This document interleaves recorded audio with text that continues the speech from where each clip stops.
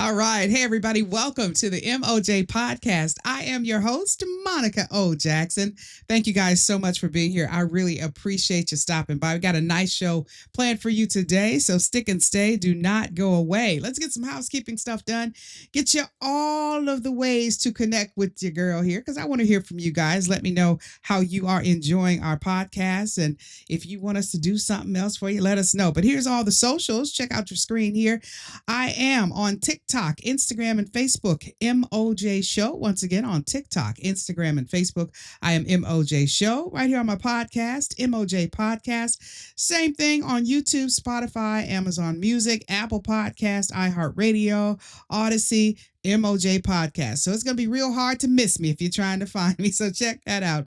And if you'd like to reach us via email, I am mojshow@mojproductions.com. So there's all the ways you can contact me. And don't forget my website, www.mojshow.com. Told you, you can contact me any time of the day or night. All right, so let's get things started. For those of you who are new to my show, hey, welcome. I appreciate it. Make sure to tell a friend. Make sure to like, subscribe, follow, share, comment, do all the things. Let's stay connected. For those of you who've been with me for a long time, thank you guys so much for your support. You guys know I appreciate it. Now, I love national months, national days, national weeks, and this one is near and dear to my heart. It is National African American Music Month. And this is really appropriate because just a couple nights ago, it was the BET Awards. So African American music is all over the place. You know, Jamie Foxx is one of the big winners of the Ultimate Icon Award. He was up on stage. His daughters were there. So this is really, really fitting here. And when it comes to African American music, you know, it has influenced every genre out there. You got, look, there you go. Aretha Franklin, B.B. King, and you know who that other guy is. Yeah, the guitar. I know, you know. But anyway, we want to celebrate because this is where the roots of everything comes from. You know, it's African music and music, the beats and the hits, even country music. Yes. The banjo, the first banjo was brought to America from Africa. No, there's been a lot of controversy about that since Beyonce brought country music, Country Carter, and all that kind of stuff. People don't know. This is what happens when you don't know your history. And you don't know the history of other people. You don't know how much it has influenced people throughout different genres. And these are some of the other major artists who have contributed to African music and the diaspora as people came in from different countries, especially Africa. And of course, you got the jazz scene, you got Ella, and you got, all of the big names out there. And we just wanted to flash some of these pictures here to show you that this is nothing new. It's been here forever. You just got to dig into your roots. So we are celebrating National African American Music Month, and I hope you guys do too. For me, all of these stars, you can see you got Prince in there. You got, you got Sly. You got all of the big names. You got Drake, all of these folks who are influencing music right now. For me, the ultimate is the one, the only. Y'all know who he is. He's called the greatest entertainer that ever lived. For me, it will always be MJ, Michael Jackson. That's it for me. Saw him in concert, ladies and gentlemen. Oh my God, as a kid, blew my mind. And of course, I got a chance to meet him. Check out my social media. That's actually my favorite picture that I've ever posted on social media is when I met Michael Jackson, had an interview with him. Wish I had recorded it, but I didn't. But it's okay. I met him and I got the picture. And again, more pictures here. You got Little Richard, again, Ellie. You got our Whitney, Aretha, Luther, Marvin, Michael, Stevie. Oh gosh, you got Patty, you got Prince, you got so many people here. Nina Simone, and for African American Appreciation, African Music Appreciation Month, this is a great way to just celebrate. Play your music and, you know, tell everybody about it. Tell them what you know. The more we talk about it, the more we keep the memories alive and keep those connections going. So I hope you guys enjoyed this month. All right, let's time to move on. It is time to move on. Let's get on to one of my favorite segments here. Call it like I see it. Ladies and gentlemen, I don't know if stupid were something that was highly regarded. This one right here, this one would get an Oscar. What up, though? This one Nathan would get Chase, an Chase Oscar. Live. We're at the GM plant in Hamtramck. This is on the backside on Conant, where the trains come in and they bring the cars. Apparently, they was bringing some Hummers in, the new electric Hummers, and somebody found out they was in there and actually tried to steal the Hummers and drive them right off the train. As you can see, Hummers can do a lot of things, but they don't ride well on train tracks. So I guess whoever did this, they abandoned both of the vehicles and took off. The police was here, but they left. They notified General Motors and the train company, and they are sending someone out to take care of this. Nathan Chase at the Hamtramck plant, GM. Stolen Hummers. Potential, but... I told y'all, you can't make it up. These fools, Hamtramck is just a small community. I actually I graduated from high school in the Hamtramck, right? It's a small community right outside of Detroit, literally just a block away. And there are railroad tracks over in that area. So these fools thought it would be okay to try and steal the brand new Hummers uh, off the train. Y'all, how you gonna get the vehicle off the train without some sort of bridge to get it over the tracks? This is what you call dumb da dumb. Okay, it happened on May 20th. These are EVs. These are Hummer EVs. So you're talking about the latest and greatest. And that area is full of, it's like an industrial area. So you got to really plan it out. If you're going to be a thief, be a good one. Don't be a dumb one. I just call it like I see it. It's the stupidest thing. I said, oh my God, we got to put this one out here. All right, folks, we're going to keep it moving and grooving. And hey, what's crack-a-lacking? My friends, there are so many wonderful things happening in Las Vegas in terms of these residencies. I gotta make sure I have all this information for you because I pulled it up. I want to let you guys know. We are talking about residencies at 3 different properties that you guys are gonna love. This guy right here, love him. Donny Osmond refreshes his Las Vegas residency. I met this guy and have interviewed Donny at least 3 to 4 times. And when I tell you he is a superstar, Donny Osmond comes in by himself, no entourage, no PR person, no makeup person. He comes in, he will greet you, he will hug you. Hey, Monica, what do you need me to do? What's the topic? I got you covered. Amazing. So Donny Osmond is refreshing his residency over at Harrah's. If you get a chance, please go see him because he is a major performer, still doing his thing. Love that. Just go to their website and check it out. And our girl, Miss Jackson, if you're nasty, yes, she is still over at Resorts World. Janet Jackson ain't playing, y'all. Now, you might think I'm repeating the story, but I'm not. She's just repeating her residency. Yes, she has done it a second time. Janet Jackson has refreshed her residency over at Resorts World International, right there on the Las Vegas Strip. So you definitely want to go on their website, check it out because it's a beautiful venue. And Janet, if you are on social media, you know the show is off the chain. She's doing all the old hits and folks are loving it. Selling out all the shows. Keep selling out. It's Janet. It's Jackson if you're nasty. All right. And finally, we got J-Lo. Yeah. Jennifer Lopez getting in on the fun too. She has launched her residency over at the Coliseum, talking about Caesar's Palace, December 30th through January 3rd. Also, March 6th through the 28th. So, yeah, we're talking into 2026. So, go J-Lo. If you want to check her out, again, log on to all these websites, folks, and you get all the detailed information. All right. This time with my guest, I was so excited about this lady. I wanted to make sure to bring her to you guys. Her name is Toni Blackman, and she is our guest for our author segment. Yeah, meet the author.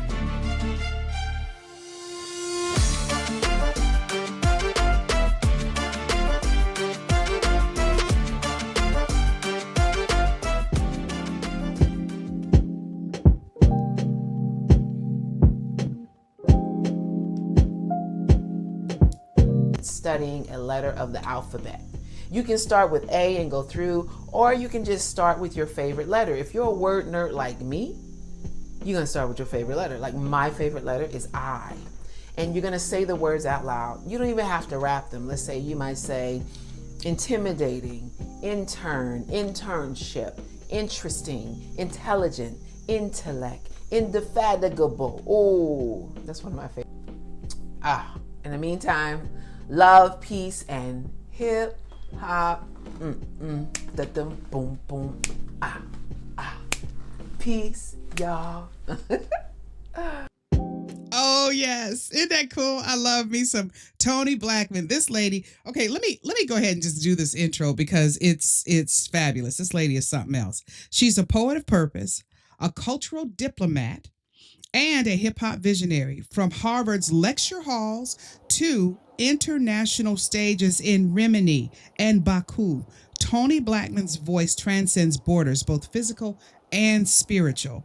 As the first U.S. hip hop ambassador, ladies and gentlemen, she has used the mic not just to entertain, but to empower, facilitating healing ciphers. We're going to get into that too. Mentioning or mentoring young women across war-torn nations, pitting reflections that connect hip hop with higher consciousness. Today, we are diving deep into the mind behind Wisdom of the Cipher. That is the name of her book. The woman who describes the cipher as hip hop's prayer and who continues to shift paradigms with every single rhyme. Ladies and gentlemen, please welcome my friend, the unstoppable Miss Toni Blackman. Hey, Toni, how are you? What's good? What's good? What's good?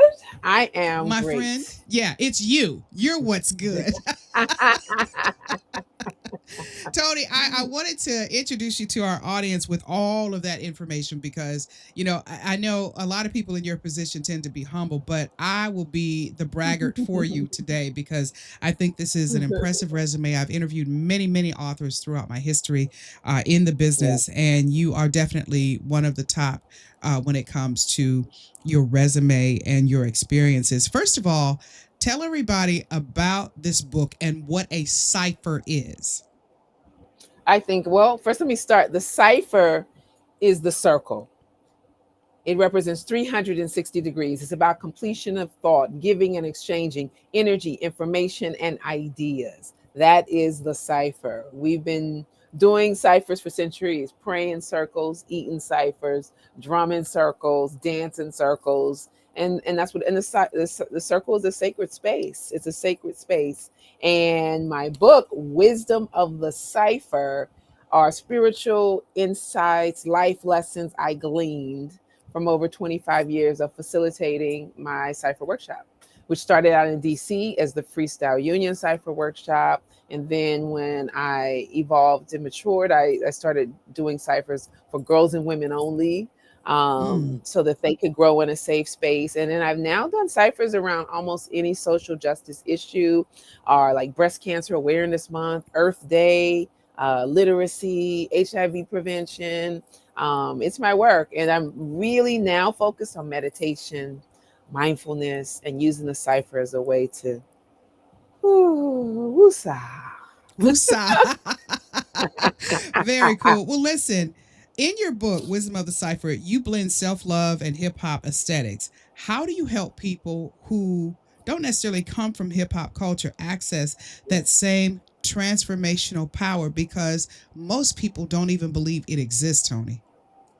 Well, you know what? Creativity is something we all have, we're all capable of accessing, right? Artists and Mm-hmm. non-artists alike. And here's the funny thing: the Mm-hmm. last 20 years, I've done as many ciphers with communities of folks who are not artists as I have with actual MCs and poets. And Okay. they get into it, yo. So I don't ask those folks to rap. I have them do spoken word exercises. Mm-hmm. But creativity is creativity. I could do the same with public speaking exercises. I was a competitive speaker in college. Impromptu Mm-hmm. speaking is where I got the inspiration for the freestyle union cipher workshop. So Uh-huh. there are ways to center people doing certain exercises. I do alliteration exercises. We analyze proverbs. We take words out the dictionary, and we do it all off the top of the dome. Freestyle, improv. Love it. That's what this is about. And I'm an advocate for improvisation. Love that. To me, improvisation is authenticity. And that's what I love to see because you can feel authenticity. Yes. Let me ask you this. You have mentored girls from Liberia, Sudan, Somalia, and right here in the US in the same room. What happens when cultures converge in a cipher? And what kind of healing and revelations have you witnessed as a result of it? Oh, it's such a beautiful thing to witness, particularly younger women go Mm from silent, I can't do this, giggling, to spitting hot fire. Or there are also young women who will say, well, my brother raps. I don't really rap. I write poetry. And I just listen. I've learned to just listen and say, hmm. mm-hmm. Mm hmm. Can you share what you have in your notebook? And then they Mm hmm. open their notebook and they start spitting like they've been spitting since they were born. Like it just, and it blows my mind every time the way girls and women diminish our power and our light. And that is what kept me engaged and tuned into this work, because it's work, it's impactful Yeah. work. And it helps us to be able to honor our voice, to stand in our power. And I think that's special. And then seeing the cross intercultural connections. I'm a global girl. I've been this chick Yeah. since I was very young. And so I've never let culture or even language be a barrier for me. I facilitated ciphers where I didn't even speak the language. I would partner Oh, with yeah. a translator who would help Yeah. me. So if my translator is a hip hop head, I got Yeah. this. Now if they're Okay. not, it's problematic. Because I remember one time there was a woman who was American, French speaking, Uh-huh. and she decided not to translate me. Now I understand, I know French enough to know she wasn't saying what I said. And I was telling the Oh. artist in Ivory Coast, saying, look, add the salt and pepper. Add the salt and pepper. We got to flavor this up. And if Mm-hmm. they knew what I meant because it was culturally relevant seasoning. But she decides to leave that out and said, I didn't want to incorporate the slang. And I was Oh. like, no, no, no, do what I say, please, translator. Right. Yeah. So I'm the expert here. Right. Right. Now that that leads me to this question. So, like from Harvard to the global stage, you've crossed academic, yeah, cultural, and creative yeah. spaces. So, what is the common thread in how you connect with such different audiences? And I think you kind of touched on it with the previous answer, but spell it out for me, the common thread. I think I know what it is, but I want to hear you say it. Well, I think the we all secretly desire to be creative, even those Mm-hmm. who are not. We all have a desire to be connected. Like the cipher is a collective experience. It is Mm-hmm. participant centered learning where we grow from being around each other. And I think Mm-hmm. that for me, I when you said asked the question, I knew exactly the answer. And now as I Yeah. started talking, my brain has gone somewhere else. No, I hear you. It was the one thread that brings it all together when it comes to getting all these cultures in one space. The academics, the culture, the creative spaces, the one thing that connects you all. And like I said, I think Yeah. you touched on it in the previous answer. Yeah. No, I have about 10 answers for that question. But Mm, today, okay. my response would center around, first of all, the cipher is my ministry. It is something I believe in. It's something I preach Mm. to everyone. One of my former managers, he called me the flow whisperer. You know, like that show, The Oh Dog wow. Whisperer, where he could get dogs. Yeah. He says you could. He said you can make anybody think they can freestyle. Okay. And I never thought about it like that. I do think Mm-hmm. that, and I don't give up, and I move into spaces with conviction, which is why Mm-hmm. teachers are fascinated. They were like, "Well, how did you get the kids to do that?" Yeah. And I'm like, I believe, but I know that everybody has a desire to access their creativity, and it's fun, Mm-hmm. and you're learning while you're having fun. And kids are well equipped to access that because they haven't been jaded by the world. So I think I love Yeah. that answer. Now, this one I think it will touch a lot of women who watch this. Ethnomusicologist Kyra Gaunt, she explored the quote bad bitch narrative in hip hop and included your perspective in it. Yes. Now, how do you navigate or challenge the commercialization of femininity in hip hop today? Because my God, has it changed? And I know somebody like you have noticed it, and I know you got an opinion on it. Well, here's the thing. I work primarily with adults now, right? Young adults and old Yeah. adults. And one of the things every time folks see it as safe space to vent about how they feel about what happened. Mm-hmm. And I think that we have to be rational and be able to separate the overly commodified version of hip hop Yeah. from the culture, and from not just the culture, but there's a commercialized version that is not that. And be clear about the role that we all play in it. We all participate in this. We all Mm-hmm. allowed this to happen. But one of the most powerful things we can do is support and promote the music that we do like, that we do Okay. appreciate, and to be more proactive about it. And yes, I believe in speaking openly about what's wrong. I don't believe that a woman should have to take her clothes off to be Hello. success to be Hello. successful. Yeah. I don't believe you should have, if you don't want to cuss, if you don't want to talk about certain concepts, you should not Mm-hmm. have to talk about those kinds of concepts. And one of the things that I feel like that era is fading out, or at least balancing out itself, right? So we went through this Yeah. whole area where if you didn't look like a stripper, you would Mm-hmm. not be able to have opportunities. Woo. I think that strippers get to make music too, right? Okay. If you Okay. are if you are Team Hoochie, you have a right to make music too. And some of us, Okay. you might enjoy that on a Friday night. However, I don't want that in the car when my nieces are with me, I right? heard that. Yep. And I think that there is a space where the woman who started out that way should be allowed to transition to something else, to explore something else, I right? like There are that. some women Yeah. who live that way because they had no options, no other options. Mm-hmm.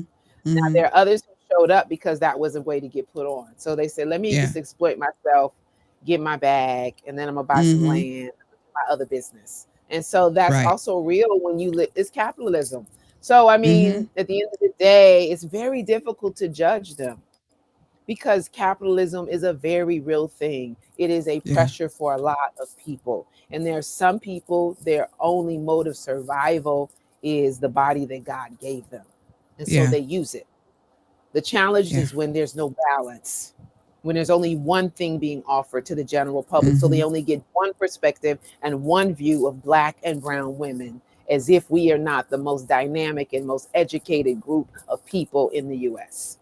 Facts. And that Facts. that is that is the flaw. That is the flaw. Yeah. I love that. Listen, so hip hop, you know this more than anybody. Hip hop is evolving really fast. In fact, from Yeah. AI rappers, I don't know if you heard the latest news, but Timbaland just signed his first AI rapper, which scares the heck out of me. Anyway, from Woo! AI rappers to viral TikTok flows, okay, it's evolving. Yes. Now, in your view, what's missing from the current scene that cipher culture naturally brings back to the table? Authenticity. I knew you're gonna say It's it. I hard knew you're to gonna say it. it's hard it's hard to lie in a freestyle. You Oh, cannot, you can't lie. Eventually the truth is gonna come out. If you're okay. spitting from the heart, your heart has to be connected and present to what you do. And one of the things that I believe the cipher does is it grounds us in our who we are. Uh-huh. And if you're in community, you realize that, wait, everybody in the community is embracing me and what I do. I'm Yeah. being accepted, I'm being supported, I'm being celebrated. And that's a way for the mind and the spirit to be programmed. So energetically, you start to feel yourself in a way that enables you to spit about whatever you want. I believe a dope MC could spit about clean water and make it hot. I believe that a dope Okay. MC could talk about cleaning out your colon so that you can break the generational cycle of disease Mm-hmm. and rock the crowd, right? There's Yeah. a way to entertain. I believe that a true MC, and one of the things that we developed and that I had this idea with Freestyle Union, right? If could we go and take a crew of MCs and rock 8-year-olds, third grade classroom?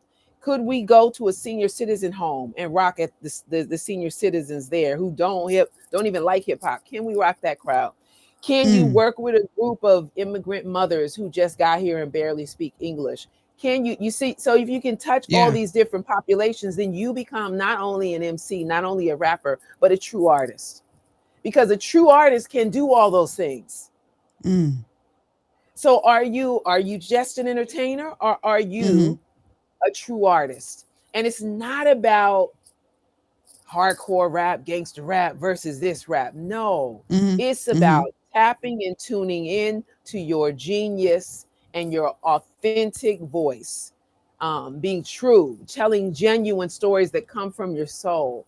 And Mm-hmm. the the hardcore rap it's not really bad when it's true, right? Oh, It okay. becomes Okay. problematic when you could sense that this person is wearing a mask and fronting and tap dancing for likes. Yeah. This one Okay. is I problematic. that one hit. I started the first two people that came to my mind when you said that hardcore rap can't be offensive when it's true. I thought of Biggie and Tupac. They're the Yes. first two that came to me, and I think Yes. that's really it's a profound statement that someone in your position Yeah. makes, because I think it sounds um, intelligent when it comes from someone like you who has been around the world and who Right. understands Right. the language that they spit out. It's not necessarily something aggressive. It is their expression of their world and how they have had to live in it. So I certainly Yeah. appreciate And that, that and comment. it's funny because that for at least 25 years, the most frequently asked question I received in 50 different countries, the only Mm-hmm. country I didn't get asked this question was in Indonesia, Mm. was, Miss Toni, do you think Tupac is still alive? And I saw murals for Tupac every single place I went. Mm-hmm. There's a reason that Tupac resonated so deeply and profoundly Yep. with the world, and it's because Yep. of his heart. His heart was Yep. genuine. Even when he made mistakes, he was sincere. Mm-hmm. Yep. Hmm. Okay, so listen, you're writing this book, and I've interviewed many authors, as I told you before, and there's always something that happens to them when they're going through the process of writing the book. So, what surprised you the most about writing Wisdom of the Cipher, and how has it changed the way that you teach and or perform? Oh, that's interesting. The first time I wrote the book, I vomited it out in like a few Oh, days. And then my apartment got robbed because I left the window open oh and I lived on the second floor and I was naive, still thinking, I'm in Brooklyn. Everybody's like, yeah, it's Brooklyn. Close your windows when you leave, you're on the second floor. So, but they stole two computers, my camera, professional camera, my grandma's jewelry. Like they stole all my stuff and I didn't have it no. backed up. So painful lesson. And then fast forward, um, a decade later, I was rewriting the book and it was very painful because when you live and breathe a thing, It's Yeah. hard to recollect what the thing is when I don't, Mm. like, honestly, truth be told, 60% of my workshops, I don't even prepare. I don't look at nothing. I show up. And what they're getting is 30 Mm. years of experience, more There than you 30 years. go. I Because love that. I started facilitating hip hop when I was Yeah. 16 at my summer job when the kids got tired of arts and crafts and kickball, then running around like they crazy. And I was like, y'all not gonna act crazy on my watch. So that's when Yeah. I started teaching rap. I was, and so now I'm thinking through what this looks and feels like, Mm. and I'm now on a tangent. I It's okay. See, don't I know what I'm love talking when you about. go off. I've learned, as a journalist to be quiet and let people just talk because eventually you get back around to it and you give me more than what you had intended. So I appreciate that. Last question for you, Toni. Um, you know, are there new collaborations coming up, workshops, global missions? Because my God, you've traveled to 50 freaking countries. So what's Yeah. coming up for you next and what are you looking forward to the most? It's so much. Well, like tomorrow, I'm performing with for a tribute for Sonia Sanchez with a bunch of Def Jam Wow. poets. Danny Simmons is Wow. producing this event with his partner Mike Warlow, and then I'm headed up north to Minnesota to facilitate my cipher workshop at the Sota Movement. It's a street dance festival that happens in Minnesota, and I'm Mm. kicking off the festival. It's Women in Hip Hop Day, and I'm on call waiting for notification about Ghana that I'm You're going working to with a Ghana? climate. Yes, back to Ghana for this climate change project called Restore Local. Working with Yeah. the artist, guitar, singer, songwriter Randy Preston works with World Resources Institute and brought me on board. And so we've got some great things cooking with that, and working with Dr. Adia Winfrey, the hip hop psychologist out of Atlanta. She ran for Congress, but Nice. she's a political activist, and Mm-hmm. we're doing an artist development retreat with a bunch of dope people who are hip hop heads, bringing young MCs and artists, not just young ones, together to politicize them, so that they can freestyle about Martin Luther King, they can freestyle about Selma, Alabama, they can be able to talk about the impact of civil rights, they can spit about Mm-hmm. reparations, as well as what they do on a normal day. And that's like, this is my dream work, being able to use the cipher as a tool for social change, being able Yeah. to give artists access to their creativity in a way that they don't feel corny when they're spitting out a message. So here's the thing, the doper you are, the easier it is for you to write message music. Because Well, sometimes I tell people you get what, my caught up friend. in the message. Yeah. I think you're pretty dope. I'm excited to connect with you. And here's a quote here that I just wanted to spit out to Uh-huh. people. That this is a Toni Blackman a quote here, and it's a beautiful picture attached to it. To master the cipher, you must embrace failure. It is in falling off beat that we learn to catch the rhythm again. Wisdom of the cipher, Toni Blackman. Thank That's the you. Thank you. science. Thank That's the you. science. So the cipher right there. I love it. I Yes. love it. Listen, my friend, how can folks get a hold of you? You're on social media. Give us all of that information so Yes, I'm people on can social connect media with with you and my follow. name. ToniBlackman, Toni Blackman, at Toni Blackman on Instagram, on TikTok. You put number 5 after, on YouTube at Toni Blackman. And then Facebook is Miss Blackman 1. But I'm Okay. here, I'm there, I'm really present, I'm really active. They need to reach me, they can send me a DM on Instagram. And I'm offering my workshops. I'm also a public speaking coach. So I help people get better to speak online, on video, but also on Wonderful. stage and at the podium. All right. Well, Toni, And if you thank want you to so freestyle, much. Monica, I'm a Oh, master teacher. I'm a master teacher. So okay. holla if you want to get in the cipher. Look, I could do a little Sugar Hill gang. That's as far as I can No, go. we freestyle. We freestyle. No, You babe. got 30 years on me, Toni. I don't know what to do. Oh my gosh. Okay, so we are going to wrap things up here. Listen, my Okay. friend, it has been a pleasure talking to Yeah. you and chatting with you. We have the why worry. Can you see that up there? Why worry? Yeah. Real quick before we close it out. What is this why worry? What is that all about?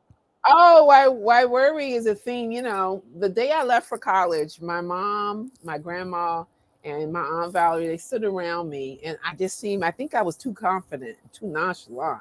And so Uh-huh. they planted these seeds in me with love. It was well meaning. But what they did was they gave me the gift of worry because I was chilling too much. And then I spent like 10, 20 years trying to get rid of this habit. And I was like, and I was with a master hypnotherapist in DC from the African Holistic Health Association, Dr. DeBim, may he rest in peace. Uh-huh. And he took me back in hypnotherapy to where did this stress thing, where did the worry come from? Girl, in hypnosis, I went right back to that moment at 17, the day I left for Howard University. Because I left for Howard Wow. University by myself, my first time going Uh-huh. across the country. I had $350. I had 5 suitcases and 2 trunks, and that's it. And I had enough money for first semester and the second half. And they like, why is this child so confident? So I don't have beef. I don't have beef with them. I have no grudges. But I Yeah. wish they would have gave me the gift of faith instead. So Yeah. Wayne Dyer said, if you have control over a thing, why worry? If you don't have control over a thing, why worry? So why worry? why worry? Why I love worry? it. I love Yeah. it. Okay, Yes. so Toni, go ahead, do the freestyle before we go, because it don't make sense to talk to you all this time and not get a little freestyle. So you go. I'm gonna listen. Go ahead, do it for our audience. No, I'm not freestyling because you got why worry in my head, but it's like Okay. this is written. If you want to keep it all going and energy flowing, you must remember and know worry does not make us strong. It just keeps the negative on. It becomes like a prayer of all that we fear. Intentions unclear, you be losing your hair and losing your sleep when your thoughts compete with your dream. When they're filled with worry, we lose patience when we're in a hurry, thinking ourselves into anxiety. Some will think you are crazy because you choose not to worry. Please let them be. Set yourself free. Manage your own energy emotionally. Faith without works just is dead, dead, dead, dead. But there is no faith when you live in your head. Ha! Why worry? Why worry? Why worry? Why worry? Why worry? Why worry? Why worry? Why worry? Why worry? Why worry? Why worry? Why worry? Yes. I love that. See, I'm a journalist, so standing back and witnessing the gifts that God gives people is wonderful for me. Yeah. Toni Blackman, Yeah. thank you so much. Safe travels to thank you. Let's you. stay in touch. I would love to get you back on the show and talk Yes, about all yes. the stuff you're experiencing in your travels, because I really want to hear about Ghana, my friend. So thank Yes, you again. yes. You take care and have a great rest Okay. of your summer. Thank you. All right. All right. Talk soon. Peace. All right, Bye-bye. folks. There you have it. Toni Blackman. Make sure to reach out to her. Make sure to follow her on all of her social media. It is Toni Blackman, ToniBlackman. Wasn't that cool? Can you do a cipher? Do you think you guys could do a cipher? I'm not even going to try. I'm not even going to try and embarrass myself here. But once again, hey, we're going to close out the show thanking Toni Blackman. That was really cool. Make sure to reach out to me. I am Monica O. Jackson, better known as MOJ. Check out my podcast here. We have a lot of things posted so far, and we're enjoying bringing it all to you. On all of my social media, on TikTok, Instagram, and Facebook, I am MOJ Show. My podcast, of course, it is MOJ Podcast. On YouTube, Spotify, Amazon, Apple Podcast, iHeartRadio, and Odyssey, I am MOJ Podcast. And if you'd like to shoot me an email, please feel free to do so. I'd love to hear from you. I am MOJ Show at mojproductions.com. Make sure to follow, like, share, comment, turn on notifications, and subscribe. I love hearing from you guys and I love responding. So listen, that's it. That's all for me. I'll talk to you guys again. Same place, same space. And remember, the MOJ podcast is all about doing well by doing good. Take care.